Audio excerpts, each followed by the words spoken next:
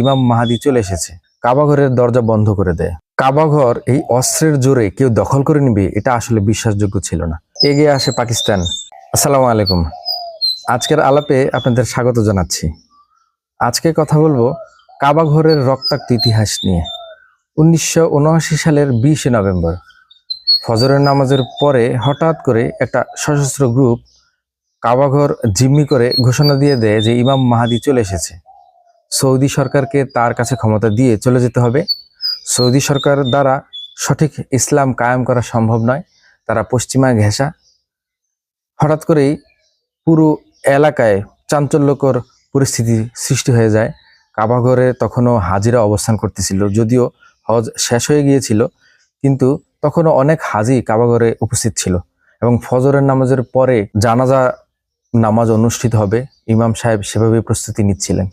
Juhayman আল উতাইবির নেতৃত্বে হঠাৎ করে এই সশস্ত্র গ্রুপটি কাবাঘরের দরজা বন্ধ করে দেয় এবং এই নেতা তার নিজের ভগ্নিপতি মোহাম্মদ আল কাহাতানিকে ইমাম মাহাদি হিসেবে ঘোষণা করে দেন। কাবাঘর এই অস্ত্রের জোরে কেউ দখল করে নিবে, এটা আসলে বিশ্বাসযোগ্য ছিল না। এবং কাবাঘরের আপনারা জানেন ওই অংশে কেউ অস্ত্র বহন করতে পারে না। সে সময় প্রাথমিক প্রতিরোধেই নিরস্ত্র অবস্থায় সৌদি নিরাপত্তা রক্ষীরা কয়েকজন নিহত হয়। সম্পূর্ণ নিয়ন্ত্রণ নিয়ে নেয় এই উগ্র গোষ্ঠীটি। সৌদি সরকার চিন্তিত হয়ে পড়ে যে কিভাবে নিরস্ত্র অবস্থায় এখানে অভিযান চালানো যায়। তারা শরিয়া বোর্ডের কাছে গিয়ে উপস্থিত হয়।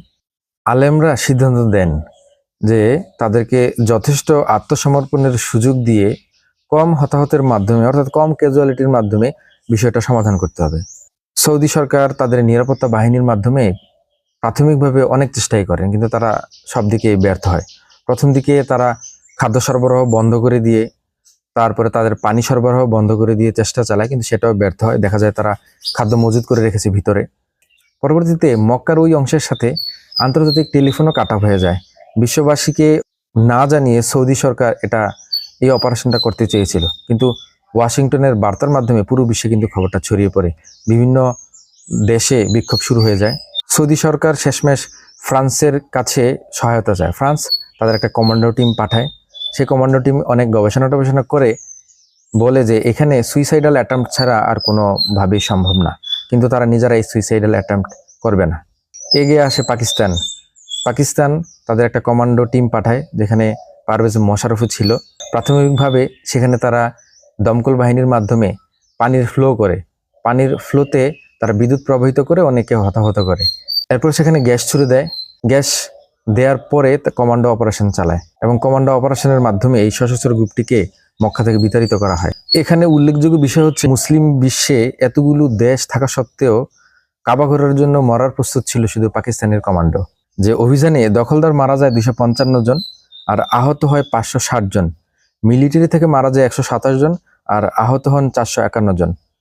কথিত ইমাম মাহাদি গুলিতে নিহত হয়। মাস্টারমাইন্ড জুহাইমান 67 জন ফলোয়ার সহ অ্যারেস্ট হয়, তাদেরকে মৃত্যুদণ্ড দেয়া হয়। ঘটনাটি আসলে এত ছোট ছিল না, এত সহজ ছিল না। তো আমি এই ঘটনাটি যদি আরো বিস্তারিত বলতে যাই তাহলে এই ভিডিওটা আরো বেশি লম্বা হয়ে যাবে। আপনারা এটা গুগলে সার্চ দিয়ে বা ইউটিউবে সার্চ দিয়ে আরো বিস্তারিত জানতে পারেন। আজ এ পর্যন্তই থাকলো। আপনাদের সাথে পরবর্তীতে অন্য কোনো ভিডিওর মাধ্যমে দেখা হবে ইনশাআল্লাহ। আসসালামু আলাইকুম।